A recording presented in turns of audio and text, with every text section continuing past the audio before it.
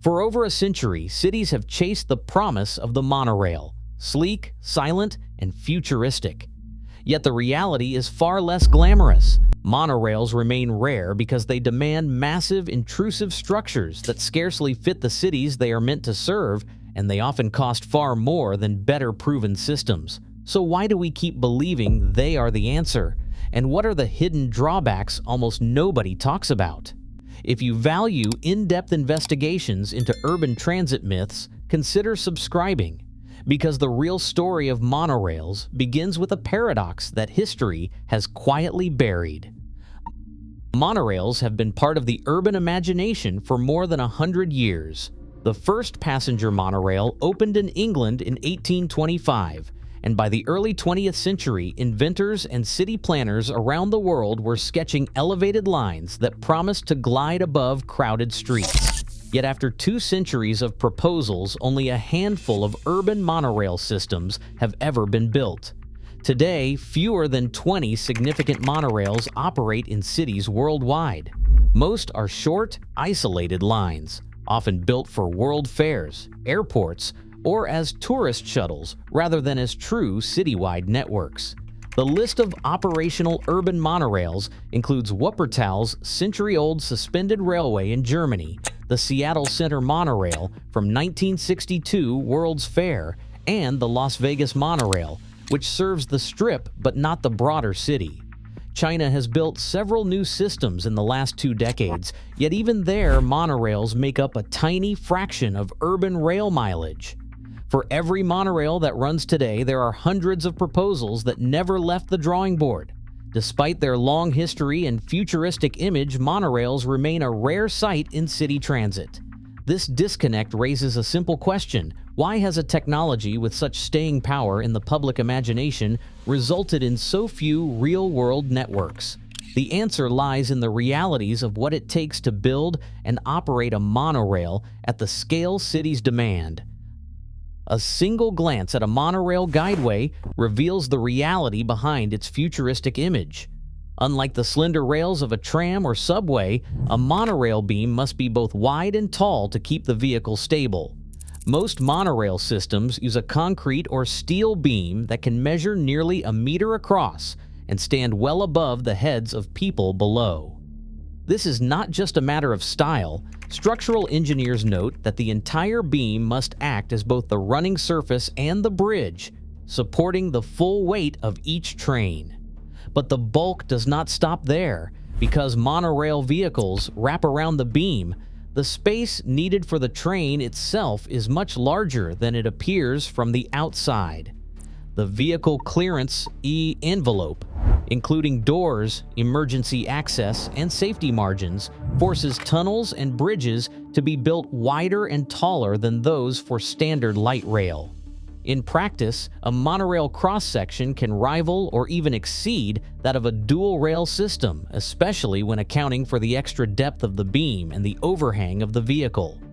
Any hope of a slim sky threading line vanishes once the engineering drawings are laid out. As one structural engineer put it, a monorail is a bridge that never ends. The supposed advantage of a minimal footprint disappears when the real-world requirements for strength and stability are considered. That sets up the next challenge: the cost of building so much structure just to move a single line of trains. A transit economist once compared the cost of moving people by monorail to buying a luxury car for every commuter. The numbers bear this out. Despite their futuristic image, monorail vehicles weigh about as much as conventional light rail cars, often around 40 tons each. Yet monorails typically carry far fewer passengers per train. On most city systems, a monorail can handle only 1/4 of the hourly throughput of a heavy rail subway. That means for every 1,000 people moved in a standard metro, a monorail struggles to move 200 to 300. This gap in capacity comes at a steep price.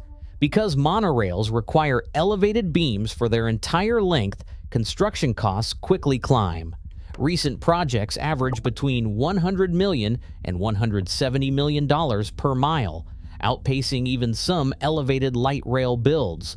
The Las Vegas monorail, for example, Cable cost $167 million per mile when it opened in 2004, and that was several times more than surface light rail lines built in the same period. In Kuala Lumpur, the monorail's per-mile cost topped $58 million, despite lower labor costs than in North America or Europe. Sydney's monorail, finished in 1988, cost more than a comparable light rail system would have, yet carried less than half the projected ridership. Transit planners often use a simple bar chart to make the point. Monorails demand the budget of a subway, but deliver the capacity of a bus. The mismatch is not just a quirk of design, it is baked into the physics and economics of the system. Heavier vehicles, expensive beams, and low passenger volume combine to strain city budgets while failing to solve the problem of moving large numbers of people efficiently. Everyday operations reveal how monorails trade the simple for the complicated. On a typical rail network, switches are basic assemblies of moving rails and points, handled at ground level by a small crew. Monorails do not have rails in the usual sense. When a vehicle needs to change direction or move onto another track, entire sections of the concrete or steel beam must slide, pivot, or rotate, sometimes weighing several tons. Operations managers note these beam switches are not just rare. They are slow, expensive, and vulnerable to mechanical failure. A single malfunction can halt an entire line, with no easy way to reroute traffic. Maintenance crews face a different challenge.